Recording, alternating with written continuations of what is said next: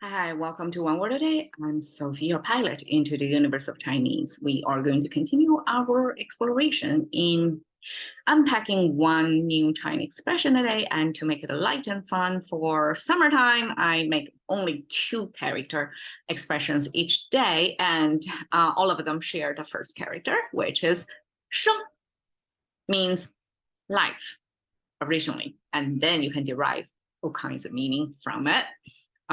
You see how much variety in the Google Translator got it. So sheng, basically, the plant growing on top of soil.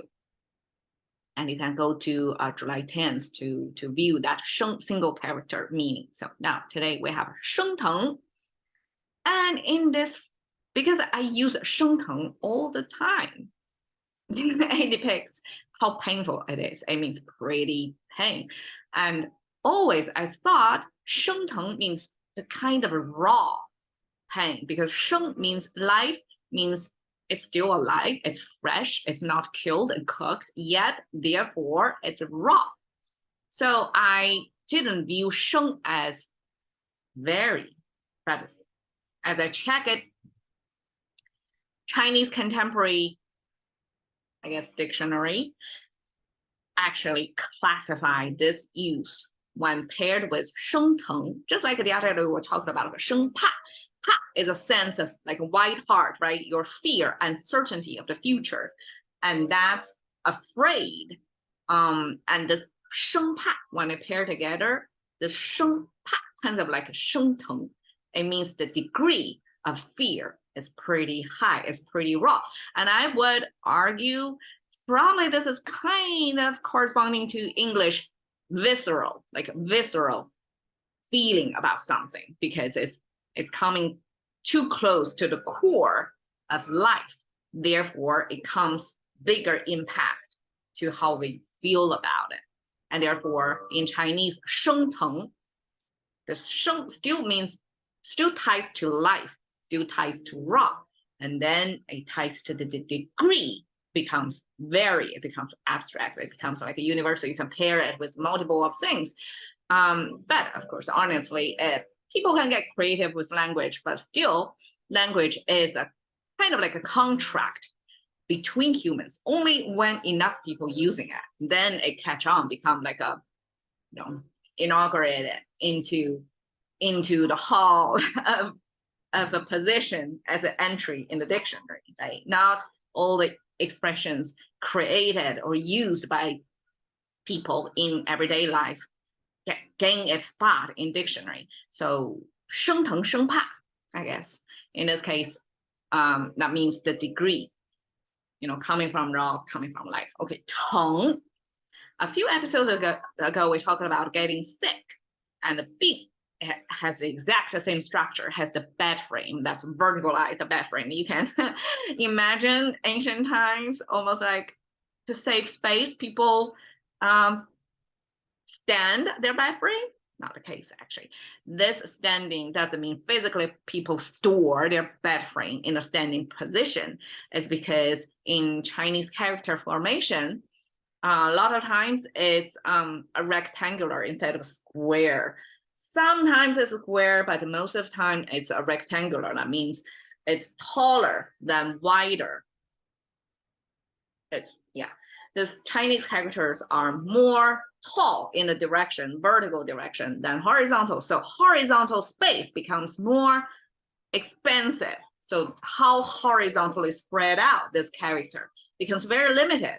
Therefore, this bed frame, even if in the physical world, the bed frame lying flat, perpendicular, is it perpendicular? No. Lying flat, parallel to the ground level. But in Chinese character, space, we don't have the space to put a bed frame here. And you see the bed frame kind of complicated writing, right? It got the food stand over here. And if you write horizontally, it's going to be pretty squishy. Therefore, it's more reasonable to stack it up.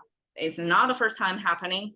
Many times Chinese use eyes, nostrils, they're all stacking up to save space. So this stacking up representation of the bed frame, which is the big long panel of the bed, and the two stand of the bed frame to keep it stable.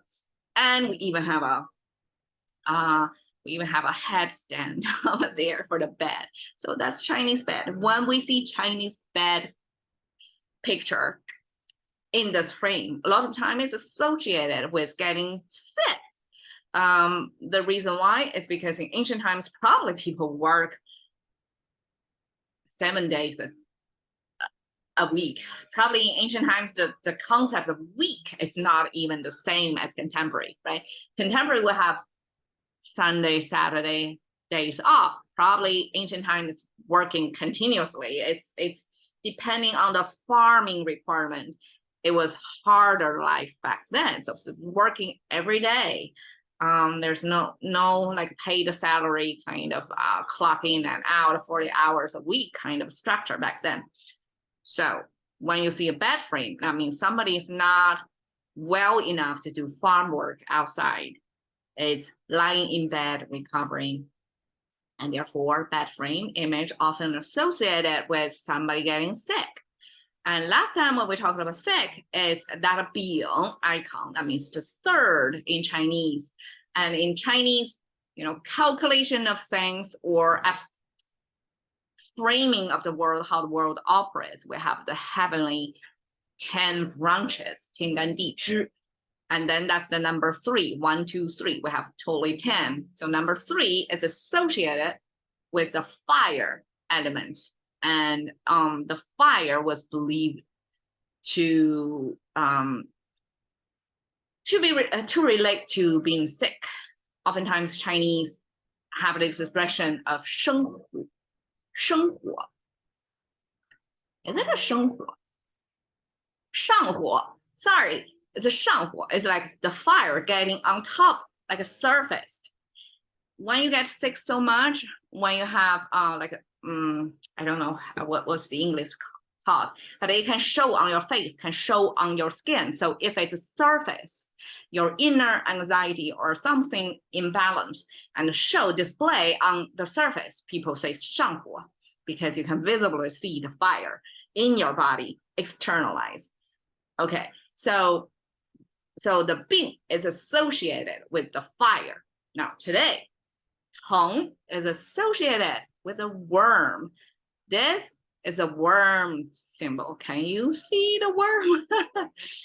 I'm not sure. Ancient times, maybe there are all kinds of medical conditions, and probably one of them, so not like a fire that's related to fever, probably some like a virus disease.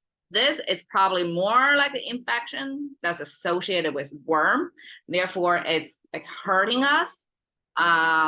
Probably abdominal, or abs. I only say abs. I forget how to say the full abs thing. Anyways, that's probably when we feel the pain internal, and that's how people visualize that. It must be associating with some worms. Therefore, the whole thing, bad, being sick, related to the worm kind of sick, infection, right? Pain. That's the 疼 concept. So we have a 生疼, I means the degree, or it's very raw, right? It feels viscerally painful. So that's painful. That's Chinese, add the degree of the pain.